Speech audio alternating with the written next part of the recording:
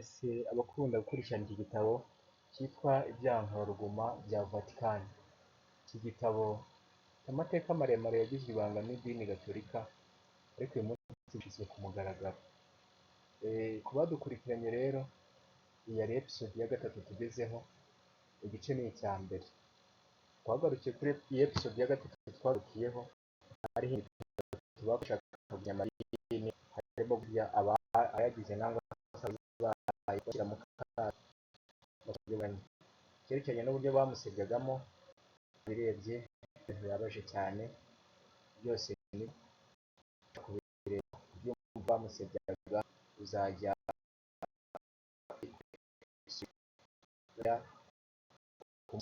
bamushyiraga mu kato bate kandi babaga badahuje idini. Bahashyira mu kato, twatangiraga gukwirakwiza ibihuha bivuga ko uwo muvugabutumwa w'umuporotesitanti w'umuntu w'ibibazo, ko ari umuntu mutugorane gusa, yafatwaga nk'umwanzi utera amakimbirane n'amacakubiri, avuga ko afite inyigisho ze ubwe cyangwa ukwizera kw'inzara, kandi bifatanije n'inshuti na bagenzi be. Bafite ikibazo baracogoraga nyuma y'icyo gitutu, kuko guha akato byaga inshingano. Twabonye ko babitaga iyo umuntu yabaga yizera ko yahamagawe n'Imana kandi akaba ashoboye n'igihugu cy'ibyo twerekanye hejuru, ubwo ni byo kumusebya cyangwa se kumuha akato. Hakurikiraga ibintu by'ubwoba, yagongwa n'imodoka hanyuma akajya mu bitaro. Umuforomokazi yashobora kumukoraho uruhombo, kumwongerera umwuka cyangwa akabusanya imiti ku buryo byatezaga ingorane maze uwo muntu agapfa. Urupfu rwashoboraga kandi guterwa n'ibiryo birozwe cyangwa se agafungwa bitewe n'imiti ikora nk'ibiyobyabwenge kandi yangiza yabaga yatewe. Urupfu rwashoboraga guterwa birozwe cyangwa agafungwa bitewe n'imiti ikora ibiyobyabwenge kandi yangiza yabaga yatewe. Byarashobokaga kandi ko umuntu aterwa mu ijoro n'abantu bitwaje ibyuma cyangwa akicwa n'umwicanyi wahawe ibiguzi, nk'uko mushobora kubyibonera. Yari intambara nk'izindi. Ikigo mpuzamadini cy'abaporotesitanti nasenye cyari giherereye muri Costa Rica. Nari narazanye n'abapasiteri urubyiruko rw'abarwanashyaka b'abagatolika, bigaragaza nk'abakristo nyabo bashingiye kwizera kwabo kuri Bibiliya. Kuri iryo shuri Carmen yitwaraga nk'umukobwa dukundana, mu gihe Mariya we yari yarazanywe no kureshya no gushukashuka abavugabutumwa no kwinjiza ingeso mbi mu banyeshuri. Mu rwego rwo kugaragaza ko nanga abagatolika, rimwe na rimwe natezaga amahane imbere y'abanyeshuri, ashotora umupadiri w'umujezuwiti wabaga yaje mu ishuri rya Bibiliya. Ubwo yaramushobora nyine ari mwene wabo, ariko bagira ngo bajijishe berekane ko abagatolika noneho ayo madini abizera. Muzamura nyemerera aho tugeze dushaka kubisesengura neza, tubisesengure, kuko burya mu gitabo ntabwo umuntu yandika ibintu abisesenguye cyane. Twarakomeje ariko nyine abajezuwiti babaga bazi undi we, ariko twabikoraga nk'ikinamico gusa. Ibyo namenyaga byose kuri icyo kigo nabibwiraga abo bapadiri, nabo bakohereza mu Vatikani. Igihe naje guteza akavuyo mu banyeshuri, narenga amabwiriza adakebatwa yerekeye gutandukana kw'abanyeshuri b'abahungu n'abakobwa. Nari ndi gutemberana na Carmen mufashe ikiganza. Ibyabaye kuri iryo shuri sinizeraga ko ari ibyo amaso yanjye ari kureba. Abarimu b'abagore babaye nk'abagushije ishyano. Nashatse abahungu bafite uburanga b'abagatolika, mbaha akazi ko kureshya abarimu b'abakobwa. Nasuraga aho abakobwa barara, maze bumaze kwira cyane, ijoro rimwe Carmen nanjye twakoze uko dushoboye kugira ngo batugwe gitumo turi aho abakobwa bararaga. Yari yambaye imyenda yo kurarana. Induru yakwiriye hose ko abanyeshuri bose n'abakobwa ari uko bitwara. abayobozi bibazaga ukuntu ikintu nk'icyo cyashoboye kubaho. Byabaye byasohotse mu makuru. Umupadiri w'umujezuwiti wahaye iyo nkuru umunyamakuru. Iryo shuri ryarahungabanye rigira ikimwaro, kuko ryagaragaye nk'ahantu hakorerwa ibibi. Nambaraga nk'inzererezi kandi nkahora buri gihe nakererewe. Natezaga amahane ku barimu mushinja ko nta kitagira. Buri gihe nabonaga uburyo nageragezaga kubemeza ko muri Kiliziya Gatolika hari Abakristo benshi kandi ari aya mbere kubera ikinyabupfura. Nababwiraga ko muri ayo ngori nta mahana. Mariya yabaga ari gukora cyane.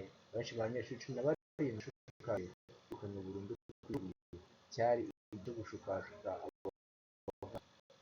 Namenye ko umuvugabutumwa akunda kumwitegereza anga amabwiriza yo kumugusha. Igihe namenye ko umuvugabutumwa akunda kumwitegereza namuhaga kumugusha.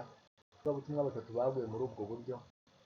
Twabateye ubwoba tubabwira ko tuzangiza ubuzima bwabo batareka kubwira barwanya Kiliziya Gatolika. Umugambi wacu abavugabutumwa babayoboke b'impuzamarorero. Kuva ubwo nta kindi ntibongeye na rimwe kuvuga Kiliziya mu buryo bubi. Bakoraga byose bakurikije amabwiriza yacu. Ishuri rya Bibiliya nemesha abanyeshuri mu myigaragambyo yo kwicisha mu buryo bigamo bihinduke. Byatangajwe mu makuru. Iryo shuri ryari hafi kubona akaga. Abapadiri b'Abagatolika basabye ko rifungwa, bemeza ko ari igicu cya Satani. Igihe ikigo bwageragezaga kunyirukana i Vatikani,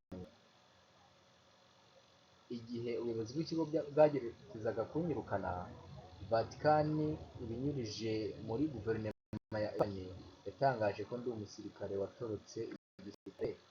Ni gutyo nashoboye kwivana muri ibyo bibazo bataramenya ukuri. Uwo njye ahantu nasubira.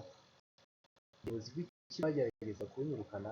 Vatikani muri guverinoma ya Espanye yatangaje ko ndi umusirikare watorotse igisirikare. Ni gutyo nashoboye kwivana muri ibyo bibazo bataramenya by'ukuri uwo ndiwe. Muri ingenzi uyu munsi iryo shuri rikorera mu murongo w'impuzamatorero kandi rikorana bya hafi n'abapadiri b'Abagatolika. Abakuru bavuzwe haruguru bareshyaga abapasitori kubera impamvu ebyiri. Barwaniraga idini ryabo basenya abanzi baryo, kandi ku rundi babaga no gushaka amata azatuma bava muri purigatori. Kiliziya Gatolika ivanyeho ihame rya Bibiliya irimbuka ry'abagome batihannye irisimbuza Gatori, umwami w'inyigisho z'ijambo ry'Imana n'abapadiri n'amasakaramentu. Bibiliya itubwira ko abapfiriye mu byaha byabo badamye bazimiye by'iteka, kandi ko bazarimbuka. Kuri bo byose biba birangiye, nta mahirwe yandi aba asigaye. Ariko mu mwaka 1993 aho Gregori wa mbere yashyize ahagaragara ihame rya purigatori nk'aho umuntu atunganirizwa mu gihe runaka ku bantu bapfuye ari Abagatolika. Inama ihuza abihayimana b'Abagatolika Concile yabereye i Florence yemeje iyo nyigisho ku mugaragaro mu mwaka wa 1439. Umwaka nimuramuka mwijeje abantu ko purigatori ibaho kandi ko mushobora kubakira baramutse babigizemo uruhare, barya abapadiri babwira cyose kandi baziba ikiguzi bazasose. Mariya na Carmen bibwiraga ko kubwo kureshya no kugusha abavugabutumwa b'Abaprotestanti bazabona maze amara igihe kinini gito muri purigatori. Mu kintu nk'icyo abayoboke bashutswe gutyo bateguye kwica niba aribyo bisabwa. Abapadiri n'ababikira bicaga abantu mu gihe cy'urukiko rwahanaga ababaga bafite imyizerere itandukanye na Kiliziya Gatolika. Babikoraga bizeye ko umunsi umwe basohoka muri purigatori batihannye. Mw'abantu muri aha ndenze kuba ntavuze. Yesu yavuze ijambo rikomeye, abazabica bazibwira ko bari gukorera Data wo mu ijuru. n'abava nk'icyerekezo bumvaga ko kuba kwishe ariko wari umuhakanyi ibyo bizamuhesha amanota yo kugira ngo ye bizatinda muri purigatori, ubwo akabikora ameze nk'aho azi ko ari gukorera Imana. Dukomeje, inyigisho ya purigatori ni igikoresho gikomeye cyo kugenga imitima y'abagatolika. Noneho hepfo misa misa ni igikoresho nziza cyane. Rimwe n'umunsi mu mwaka wa 1983 mu Nabere Itere hatekerejwe ijambo rishya rwo gusobanura impamvu ya misa. Iryo jambo ni baptization. Ivuga ko umupadiri afata umugati na divayi akabihinduramo umubiri n'amaraso bya Yesu Kristo. Umupadiri w'umugatolika afite ububasha bwo kumanura Yesu ijuru, akerekana ukwambuka kwe buri gihe uko wabaye misa. Kiliziya Gatolika yemeza abayoboke kubyera ikanabibwira Yesu ari mu ijuru nk'umukiza w'indashima. Ntabwo ari buri muntu wese wemerewe gusanga ngo ahita amusaba. Kiliziya ndahasubira akagisha ko Yesu ari mu ijuru nk'umucamanza w'indashima. Ntabwo ari buri muntu wese wemerewe kumusanga ngo agire icyo amusaba. Imbere y'intebe ye hari Imana nk'umubyeyi wuzuye impuhwe nyinshi kandi yumvano, asaba umuhungu we kubababarira no kubagirira impuhwe. Abagatolika basengera Mariya bataryarya kandi bizera ko asangiye na Yesu acungura.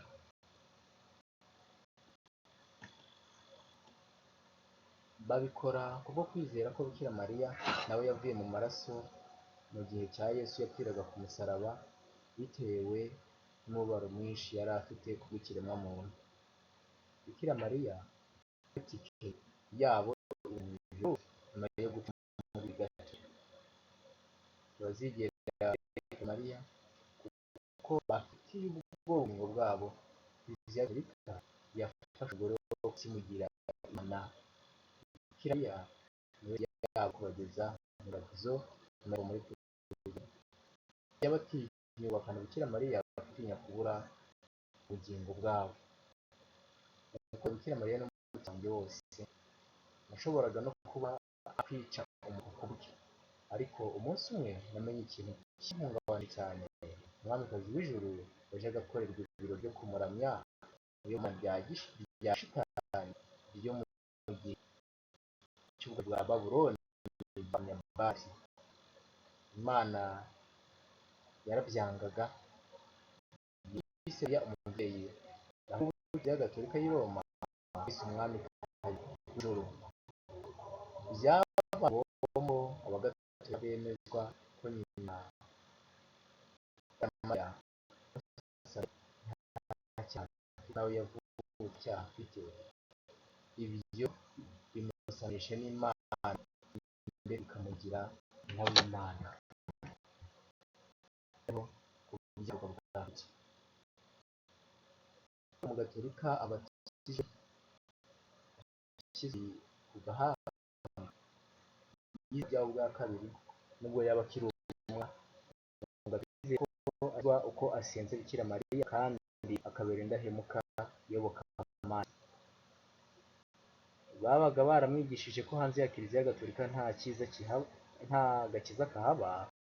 Umugatolika avuze ko yakiriye umwami Yesu nk'umwami n'umukiza we, biba bivuze ko yakiriye Yesu buri uko ariye Ukarisitiya cyangwa umugati mu gihe cya misa. Yizera ko yakiriwe n'amaraso nyabyo bya Yesu. Ukwihana nako kugaragazwa mu buryo butandukanye. Kwihana bivuze ko ugomba gusaba Imana kugira ngo utarire, ko tugomba kwisaba ibyaha tukabireka. Umugatolika yishyura Imana binyuze muri penitentiya. Ni umupadiri umuha imbabazi akanagena penitentiya icyaha cye. Ibyo ko agomba kuvuga nk'urugero inshuro isengesho rya ndakuramutsa Mariya cyangwa mu ijuru, cyangwa agacanira buji abatagatifu batandukanye, cyangwa akibuka Kiliziya apfukamye, cyangwa ikindi kintu kimeze nk'ibyo. Mu by'ukuri umugatolika aramutse ahindutse, mu by'ukuri ntashobora kuguma muri kiliziya gatolika kubera ko imikorere yabo yose ni iya gipagani kandi irwanya Imana. Aho rero ku muntu usenga Imana by'ukuri nta mwanya ahafite. Noneho hepfo kuzamuka kuzava mu ntera, nyuma yo gusenya rya shuri ry'iyobokamana noherejwe i Vatikani, aho nagizwe umupadiri w'umujesuwiti kubera ko naragize intsinzi ikomeye mu kazi kanjye, nari narahawe, banshize ku rwego ruhanitse rw'indahiro y'abajesuwiti. Nahawe indangamuntu y'umwihariko, icyangombwa nahawe n'abayobozi bankuriye cyo kujya gukorera mu bindi bihugu. Mbere y'uko mba muri kiliziya gatolika nagizwe umusenyeri muri kiliziya gatolika, mbona urwandiko rw'umurage rw'intumwa rutangwa na papa w'i Roma. Indangamuntu nari mfite yatanzwe na guverinoma ya Espagne mu mwaka w'igihumbi kimwe magana cyenda mirongo itandatu na karindwi ku ngoma y'umunyagitugu Franco. Inzego ze zose hamwe na Gestapo, urwego rwa polisi rw'ibanga rw'ubutegetsi bw'abanazi mu Budage. Niyo mpamvu mu gihe nari ndi gushaka indangamuntu byabaye ngombwa ko ntanga impapuro nyinshi kandi nyura mu nzego nyinshi kugira ngo iyo ndangamuntu igire agaciro. Yagaragazaga icyemezo cya guverinoma cyemeza ko nkorera papa kubw'amasezerano yasinye hagati ya guverinoma ya Espagne na Vatican. Nabaga umupadiri, nari nizeye ko ngiye kubona ukuri kandi nkabona amahoro y'umutima kuko nari narabisezeraniye mama wanjye. Ariko nabaye umunyabyago ko nagendaga nzamuka mu ntera mu muryango w'abakirisitu, kurusha kubona ibyaha bibi by'uwo muryango wa kiliziya gatolika. Natumiwe muri misa yo mu ibanga, Messe Noire, yari iyobowe n'umwe mu bari bahariye abajesuiti mu nzu y'abihaye Imana amajyaruguru ya Espagne. Ubwo nacaga bugufi ngiye gusoma impeta ye, nabonye ikimenyetso cyatumye numva amaraso ahagaze. Cyari ikimenyetso cy'abafuramaso cyangwa se cy'abafuramaso, reka tubisome uko umuryango w'abapfumu bikomerezwa muri politike ku rwego rw'isi. Barawusobanuye, ni umuryango w'abapfumu b'ibikomerezwa muri politike no mu bukungu ku rwego rw'isi yose. Nicyo kintu nangaga kurusha ibindi byose kandi nicyo nari narahamagariwe kurwanya. Buri kintu cyose nari niringiye cyarampombeye. Namenye ko papa wirabura, le pape noir, uyobora abajesuiti, nawe yari umwe muri abo umufuramasoni. Harabona abafirimasons, bakoresha igifaransa, wenda ubwo nituvuga gutyo nibwo abantu barabyumva cyane. Ubwo ikimenyetso ni iki ngiki kuri iyi foto muri kureba. Noneho hepfo namenye ko papa wirabura, le pape noir, uyobora abajesuiti, nawe yari umwe muri umufuramasoni, akaba n'umuyobozi w'ishyaka ry'abakomunisite ryo muri Espagne. Nagize isereri ubwo bambwiraga ko umuyobozi w'abajesuiti, le general jesuit, afitanye ubumwe bukomeye n'abiriminati b'i Londres. Ignace Loyola washinze umuryango w'abajesuiti yari umwiriminati. Namaze ibyumweru byinshi ndwaye kubera ko ibyo banyigishije kurwanya nibyo byari biganje mu nzego zo hejuru. Ku bw'ubunararibonye nari mfite no ku bw'imirimo nari narakoze, nashyizwe mu ishyirahamwe ry'impuzamatorero ryagenzurwaga na papa Yohana. Abaporotesitanti ntibari bakitwa abahakanyi ukundi, ahubwo bitwa bene data bitandukanije.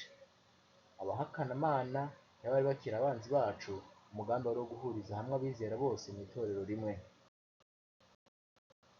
abahakanamana bose bagahurizwa hamwe muri guverinoma imwe ku isi yose. Babashije gucengera mu madini yose n'imiryango yose. Iyo ngengamikorere nshya yari ubutware bwa gatatu bwashyizweho bwitwa kuzura umwuka. Ni icyicaro kijya i Roma, ni ikiraro kijya i Roma. Abaporotesitanti batwakiranye yombi. Abatasi twari dufite mu madini ya giporotesitanti bagize uruhare runini, twifashishijwe n'abato bacu bakoraga mu ibanga, babashije gucengera tugera no mu mateleviziyo n'amazu y'ubwanditsi y'abakristo. Batwakiriye kandi batwemera nk'abigisha, ababwiriza n'abavugabutumwa. Urukundo twamazaga rwahurizaga hamwe abantu bose mu muryango umwe rukumbi. Byari ivugurura ryo kwizera. Amatorero, abemeramana, abatemeramana,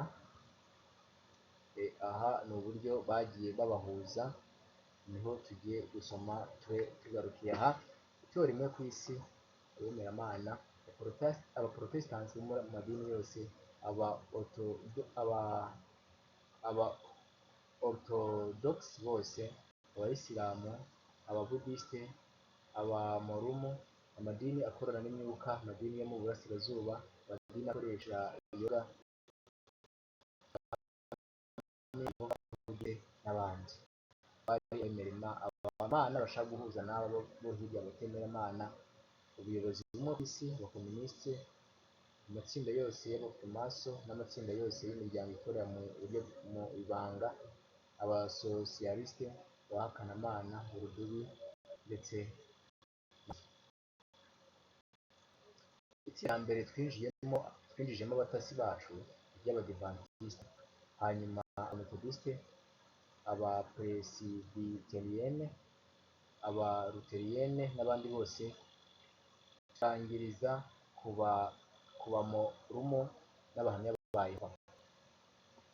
Twakurikijeho amashuri y'iyobokamana, kaminuza n'amashuri makuru. Abajesuiti bayoboraga ibikorwa by'urubyiruko n'amahuriro yo kwerereza Bikira Mariya. Amadini yose twavuze haruguru yahagaritse kurwanya i Roma, cyangwa se yemera i Roma ko ariyo torero rya Gikristo. Twabonye intsinzi bivuye mu kugirana n'aba amasezerano.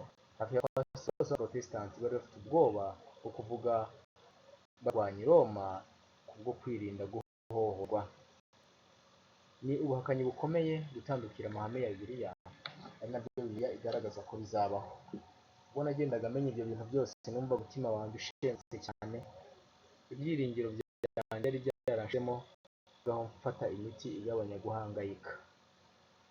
Umunsi umwe nari ndi kugeza ijambo ku bayobozi b'abaporotesitanti n'abagatolika bari baritabiriye inama mpuzamatorero muri Amerika y'Amajyepfo yaberaga mu gihugu cya Guatemala, muri sitade yari iteraniyemo abantu bagera nko mu bihumbi 50. Nakoze icyaha kitababarirwa, mvuga ukuri kwerekeye i Roma iyo ari yo mu by'ukuri. Nakoze icyaha kitababarirwa, ukuri kwerekeye Roma iyo ari yo mu by'ukuri. Aha niho dusoreje episode ya 3. Iyi episode dusoreje ahangaha. Noneho ese icyo cyaha yakoze ni ikihe? Ese yavuze ukuri Roma ate? Ngaho kurikirana video izakurikira, noneho usobanukirwe ukuri kose. Turagushimiye ko ukomeje gukurikirana iki gitabo, kandi tunagusaba ngo ukomeze ugiherezeho na bagenzi bawe batazi iby'iki gitabo bakibone, kandi turushaho gushishikariza uko ubonye iki gitabo gisomwa ujye gukurikirana akantu ku kandi, kugira na kamwe kajya kagucika, bijya bigutera gutekereza. Niba usengera mu Gatolika ho uzatekereze kabiri, aho Imana ikumvishe, kandi ukomeze kubana natwe twese, uko ukomeze kubifuriza amahoro mu izina rya Yesu.